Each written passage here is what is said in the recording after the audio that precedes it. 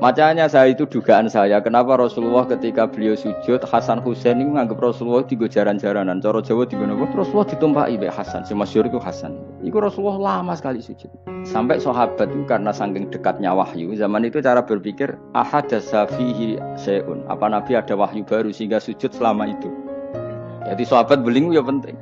Akhirnya orang sing ndangak ya rugen-rugen niku ndangak. Mergo sujudnya agak wajar, apa? Akhirnya sahabat sing gak trimo ndangak. Iki ada wahyu baru bahwa aturan sujud harus selama itu doang. Jebule ono Hasan. Oh iki toh perkarane. Tapi baru kayak sahabat beling iki ono riwayate. Akhirnya Nabi ngendikan, tadi saya sujud sebetulnya saya ingin standar, ingin istiqomah, tapi ada cucu saya.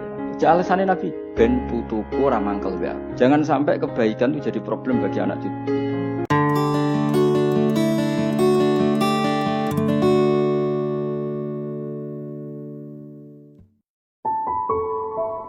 Saya beri contoh, sampean kalau sekarang masih miskin, berbahagialah.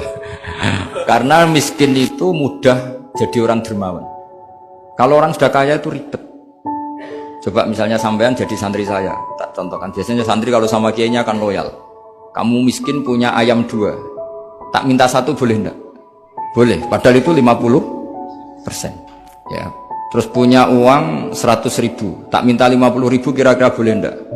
Boleh, padahal itu 50%. Tapi kalau kamu kaya, punya uang 1 miliar, tak minta 500 juta, boleh gak kira-kira? Padahal itu berapa? 50%. Gampang mana dermanya orang kaya sama orang miskin? Untuk mengamal 50, itu mahasiswa yang masih miskin-miskin, uangnya hanya 100.000, neraktir temannya habis gak masalah. Padahal itu berarti 100%.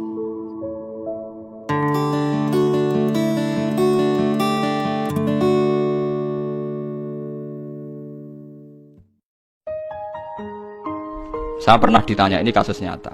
Gus, yang netral itu baik enggak? Misalnya orang tukaran gak melok-melok. Rasulullah gak tahu jadi wong netral. Misalnya Mustafa tukaran mbek Ruhin, Nabi mesti bela salah sitok. Karena kalau gak melok-melok artinya ngeten. Nak gajah tukaran mbek kucing, muni ra melok-melok artinya ikhlas kucing tidak gajah, wong mesti menang nopo? Gajah. Nah, Ruhin tukaran mbek Mustafa, nak pancen Ruhin sing salah. Terus kue muni ra melok-melok berarti membiarkan kesalahan mbek kebenaran setara.